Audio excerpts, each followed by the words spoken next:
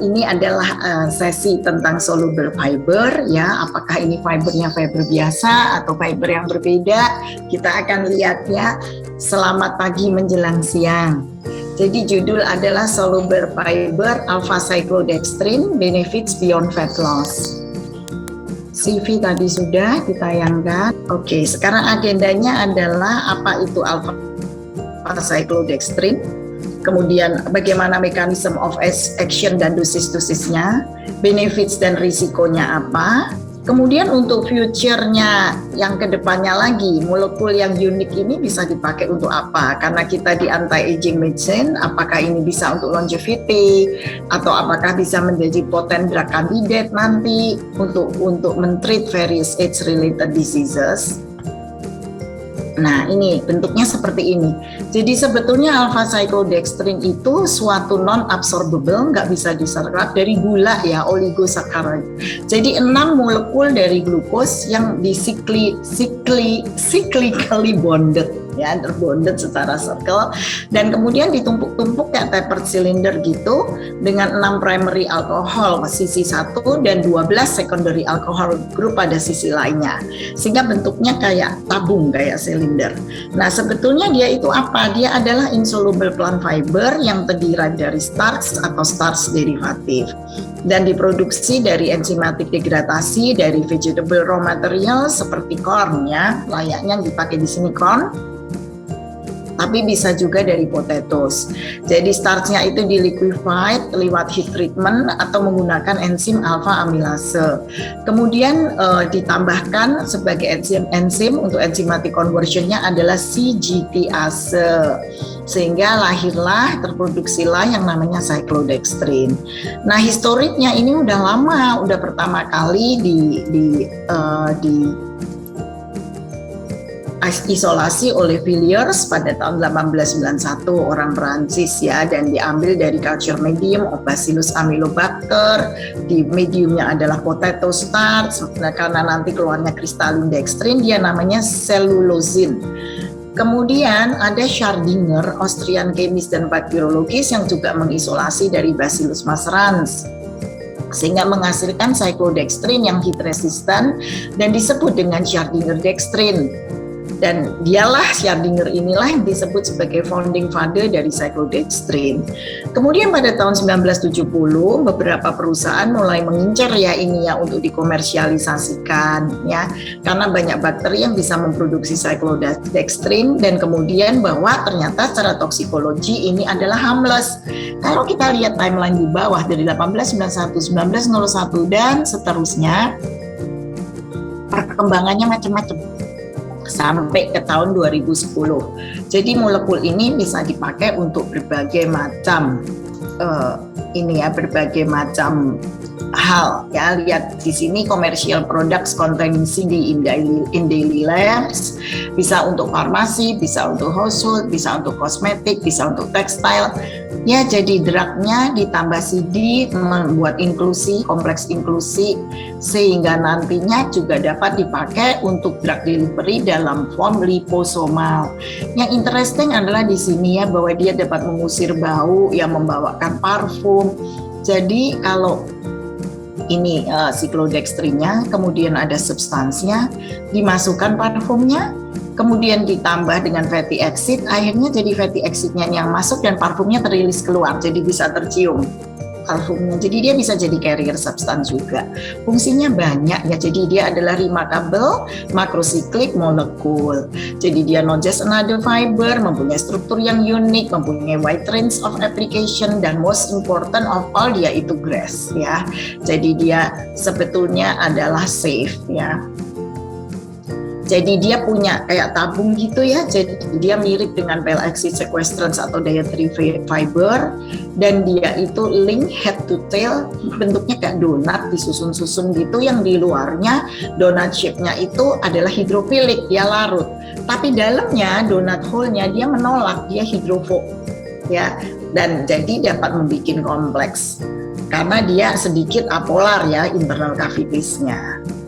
Nah, sekarang dia berarti kalau dia dimakan ya ditelan berarti dia mendecrease intestinal absorption of fat, sehingga kalau fatnya kurang incidence dari cardiovascular disease juga kurang. Kemudian klasternya ini nggak bisa di broken down dengan lipase ya, dan tidak bisa dimetabolise dengan intestinal bakteria kalau sudah menyatu, sehingga satu bagian dari konsumsi dietary fat ini nggak bisa diabsorpsi, akibatnya energi intake-nya jadi berkurang. Ya. Nah ini di sini dilihat bahwa bagaimana misel formasi pada lipid itu bisa diganggu ya. Kita lihat kalau tanpa cyclodextrin ya ada oil doroplat, nitrigliserida, ya ada lecithin di sini dan asam lemak, sehingga dia akan mengakibatkan ini tidak terhambat sehingga mengakibatkan high level of solubilisasi dari kolesterol. Sedangkan kalau dikasih si silinder ini akan diambil sama dia sehingga membentuk precipitate misalnya ya. Jadi akibatnya ya nggak bisa low level of cholesterol solubilization ya. Jadi lecithin inclusion sebetulnya mengaktifasi SREBP2 signaling in the gut dan akan mempengaruhi postprandial hiperglikemia, dan dia mempunyai efek anti hyperglikemia karena tadi ya tidak bisa diserap tadi, sehingga mengaktifasi SREBP2, menginduksi CK ya kolesistikinase sekresi, sehingga akibatnya hepatic glucose production-nya terhambat. Ya, sekarang ada fat-fat yang namanya SAFA yang pro-inflammatory, itu bisa attract ke soluble-nya tadi. Begitu SAFA-nya udah terikat di dalam donut hole-nya itu, cyclodextrin fat kompleksnya menjadi insoluble sehingga membentuk kelampi, sehingga kelampi itu nggak bisa diserap ke bloodstream. Nah sekarang hitungannya ya, kalau dietary fiber biasa kan cuma bind fat-nya 1:1. Kalau CD ini bisa 1:9 gitu, jadi 1 gram remove 89 kilokalori, karena kan 9 kali 9 81 ya dari fat ya. Kemudian kalau 6 gram per day berarti kira-kira 6 kali 81 ya dapatnya sekitar 500 kilokalori. Lumayan lah segitu yang tidak terserap, dan ini tidak karena dia prevent enzymatic hydrolysis in small bowel dan prevent lipolytic activity on triglyceride, jadi dia tidak berakibat diarrhea. Kemudian based on pharmacokinetic studies of cyclodextrin, oral itu of course bioavailability-nya low ya, diabsorbnya cepat disappear, unmetabolism ya. Kalau red bisa 200 mg per kilogram dan tidak ditemukan intak lagi alpha CD dari feses karena dia difermentasi oleh intestinal microbiota ya, sehingga alpha CD bisa diexcrete rapidly in urine, sehingga 1,9% saja yang sistemiknya tereliminasi lewat bile atau saliva. Jadi ini ada trialnya ya, bahwa 2 gram dari alpha CD tidak meningkatkan loss of dietary lipid in stool or total fecal fat compared with placebo in healthy adults.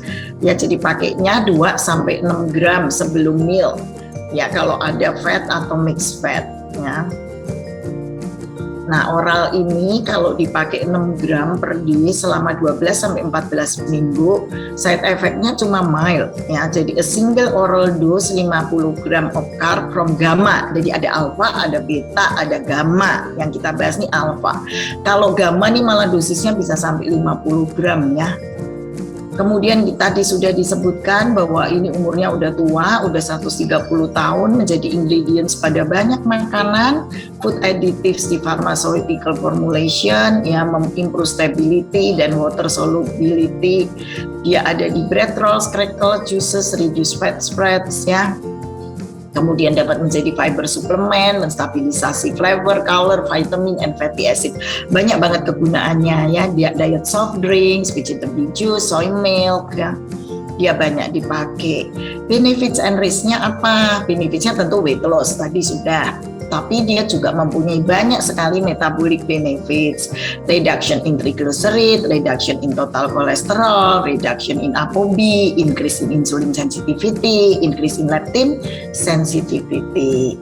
Sekarang dari UC Davis Medical Center, ini 30 hari umurnya, double blind crossover study, jadi selama 30 hari.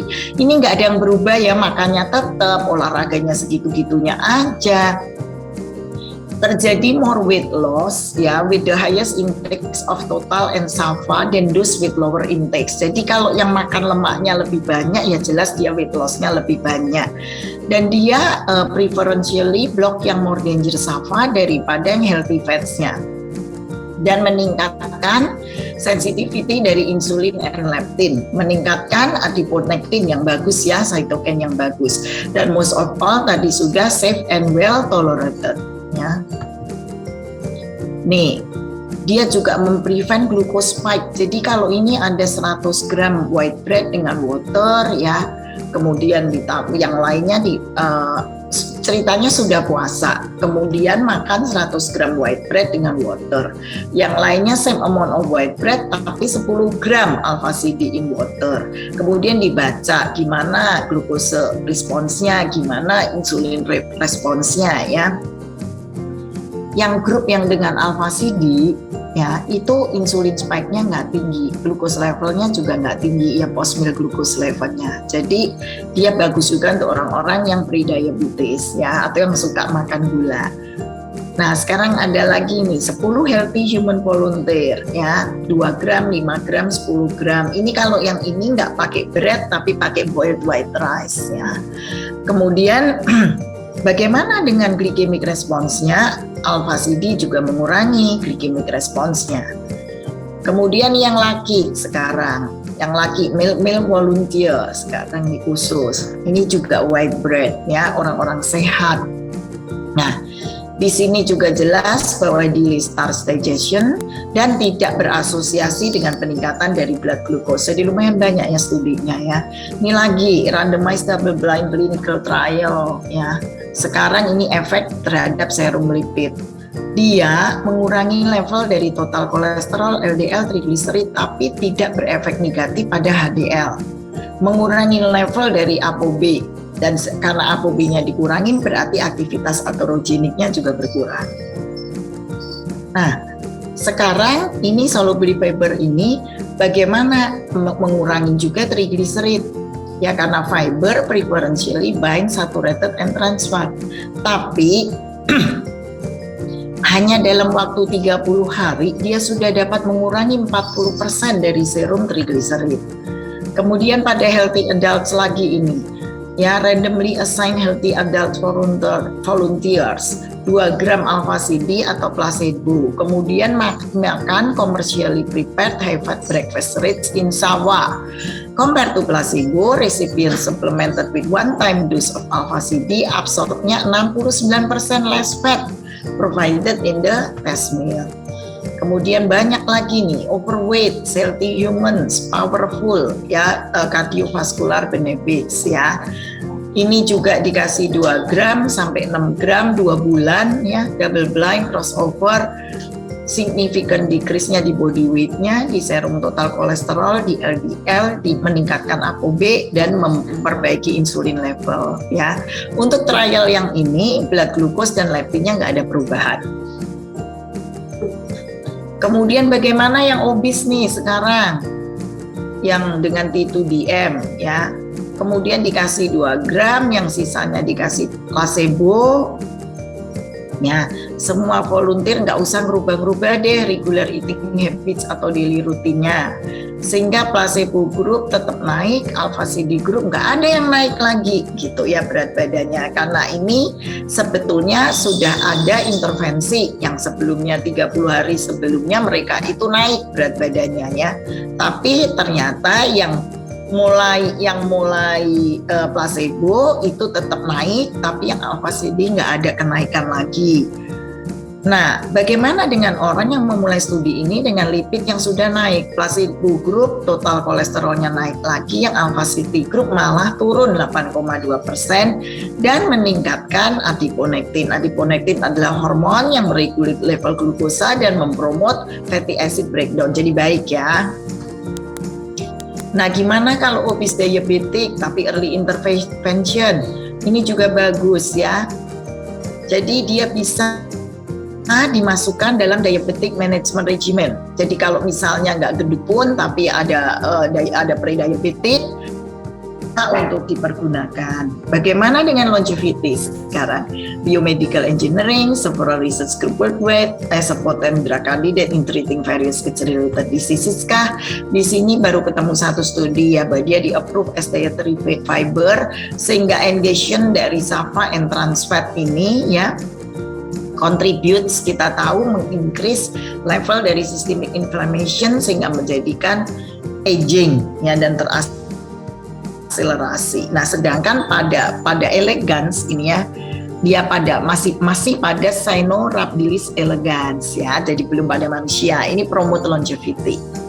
Efek dari alpha cyclodestrinya ini yang berhubungan dengan water transport dan sel hidrasi.